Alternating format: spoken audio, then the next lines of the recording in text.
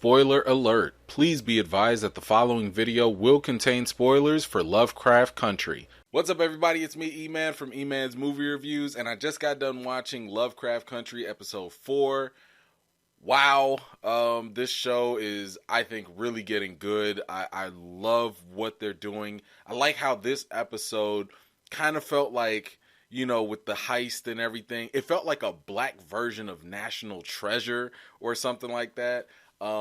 But yeah, there's like all this mystery, and now we're finally getting a couple more answers and stuff that weren't really answered, you know, in the previous episode. So this huge mystery that's building up is finally starting to unravel little by little. So let's just kind of go through the episode and just break down a couple things.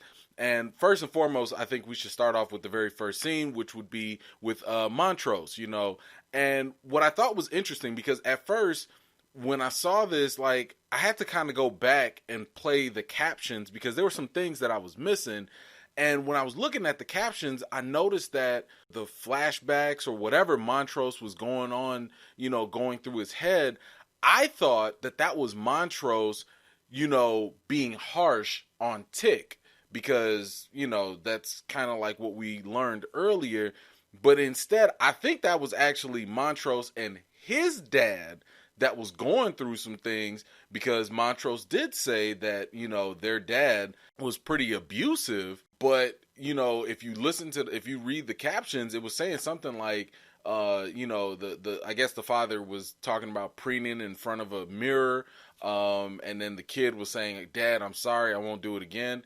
Look, if that was Montrose, and given some of the other insinuations that other characters have been making about Montrose throughout this, like, there are subtle hints, I mean, he might be gay, you know? Like, and obviously during those times, like, that's clearly not going to be acceptable. And I suppose it would make sense that he would be par for the course of getting abused by his father, because obviously, you know, they weren't tolerating alternative lifestyles and stuff like that back then. So, but then we see Montrose burn the book, which to me was kind of like, why would you burn the book? Especially when George said, give the book to Atticus so that, you know, he could protect y'all. Because the whole point of this is so that they can get these pages, learn the language of Adam to protect themselves against all these other witches and weird cults and stuff that are coming after them. And then, of course, you know, you hear Montrose throw that quick little line of "smells like Tulsa," which is a reference to the Tulsa Massacre, where, you know, in case if you hadn't known, that was the Black Wall Street. Black folks were coming up, and then all of a sudden, white folks at the time didn't want to hear about it, and they basically terrorized, looted, killed, murdered, and massacred black people, stifling progress even more. So, you know, quick history lesson in case you didn't know. But moving on, we see Christina going up to Letty's house and everything. So that kind of confirmed everything that was already suspected, that Christina wanted the Ori from Hiram, because apparently, as we learned later on in the episode, this Ori can actually be a key to a time travel machine. What in the heezy?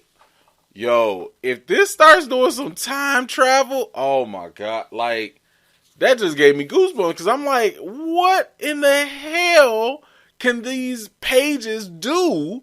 You know, like, this is just crazy to me. But clearly it seems as though, you know, obviously we saw in the previous episode that Hippolyta actually has the Ori, and she does seem pretty determined to figure out the answers to this. And I think with all the little hints that they were given, she will end up, you know, cracking that case, finding out how the Ori works. And sooner or later, I'm assuming Hippolyta and Tick and Letty and everybody's going to have to come together, put all the information that they know together, and some way, shape, and form, they're going to have to time travel. But first, let me just say, I don't know how that's going to work for black folks, because black folks and time travel have never been a good mix. So I'm just saying, like, I don't know what period in time black folks will want to go to. I mean, unless it's in the future, because I don't want to go back in time. I wouldn't. Look, the time that they're living in at that moment is not even cool. You think they want to go back even further? So I don't know what they're going to do with the time machine. All I know is they better keep their butts where they are or go to the future or something, because it ain't going to be a good look. But anyway, so we find out that clearly Montrose knows stuff, right? Like he's been researching all this stuff before Tick even was able to learn this stuff. So, he was able to know that there were 34 lodges, which by the way, so the police are in on this, which is no surprise because even historically, if you do your research, police started off as slave catchers. They transformed from slave catchers to then having their own organization. But even within that organization, you had officers that were straight up KKK members or leaders or Klansmen or whatever. And they were just infiltrating the police force. And again, that's never really been purged out, So whatever the case is, it's not surprising that this show would also make that connection that you have this cult or these lodges or whatever, also be a part of the police organization. Now, during that scene with the whole police chief and everything, what in the hell was in this dude's office? Did y'all hear the moaning or whatever? There was something moaning in there. I'm like, is this some creature or something? Is it another Sargoth or something? I don't know I don't know. I hope they address that because I don't know. They just threw that in there as if we just not gonna notice. So anyway, the police were clearly trying to put some pressure on Christina. But I don't know. Christina went home. She went and told William what was up. William came out and put them paws on them. Man. He went Born Identity on them, real quick. And look, let me tell you something. This white on white crime needs to stop. The white on white violence has to stop. It's not cool, okay? But then, we go to the museum where Montrose, Letty, and Tick are going to find Titus's hidden vault so they can find these pages. Let me just tell you, first of all, this show with the suspense, wow. Walking that plank, I'm sitting here my heart is just going because I'm first of all, the mission is over. Okay, I'm not going. No, I'm not doing this no more. I don't care. You want me to walk in the dark on that little bitty plank? No, hell no. Hell no. And then when that thing started disappearing, nah, just take me now, Jesus. It's okay. I made peace with my God. I can leave now. Heck no. But anyway, that was definitely intense. I love how they just keep your heart racing the whole time through. And then to find out that Letty's home is actually connected to the underground vault in some way because we saw the dead body of those white racist neighbors, floating down there. So that was in the third episode, I want to say, where those neighbors came in and they were killed and we saw that big old tunnel. Clearly, that's what that tunnel was leading to, was to Titus's vault. Oh, and I see you, William. William out here trying to get a little Nestle quick with his milk. Trying to mix it up, get a little hot chocolate going. I see you, dog. By the way, I have absolutely no idea where that is going to go. Who knew William and... No, I take that back.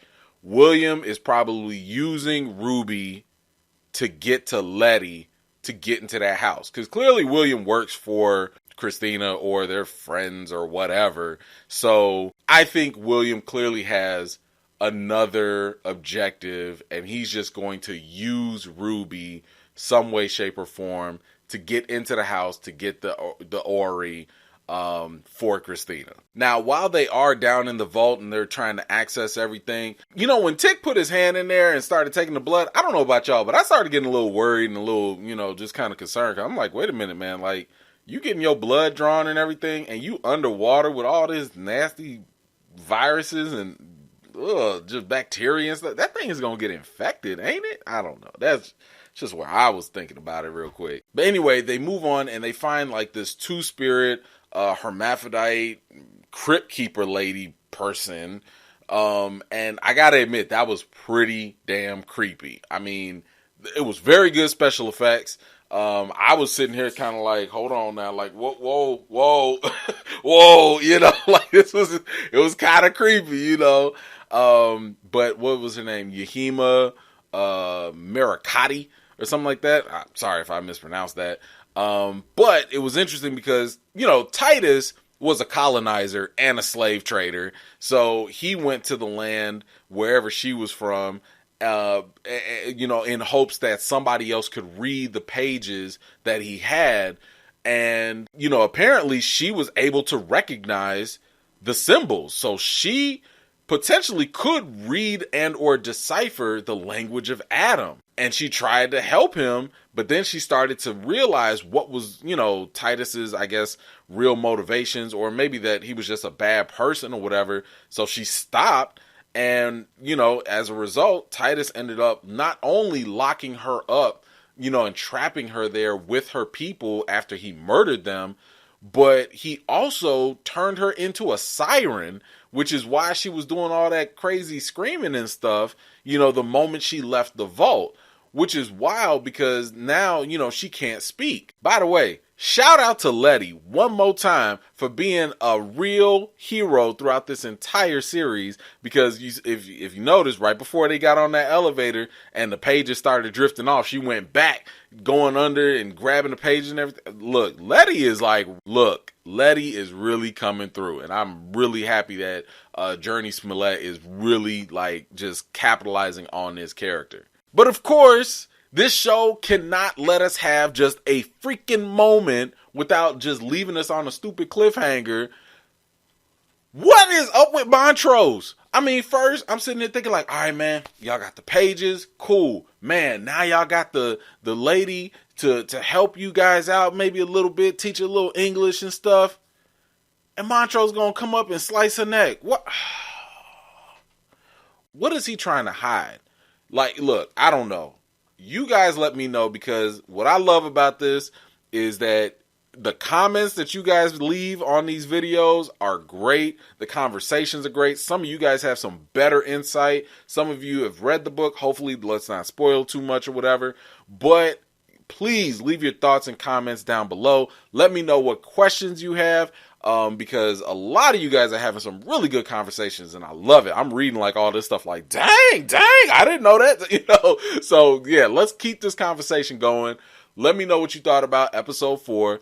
And, of course, we'll be back here next week, right after, and I really hope to see you then. Anyway, if you're new, please don't forget to subscribe and to click that notification bell so you don't miss out the next time I drop a video. In the meantime, I've got more videos and reviews to do for you all, and until next time, I'll see you guys later.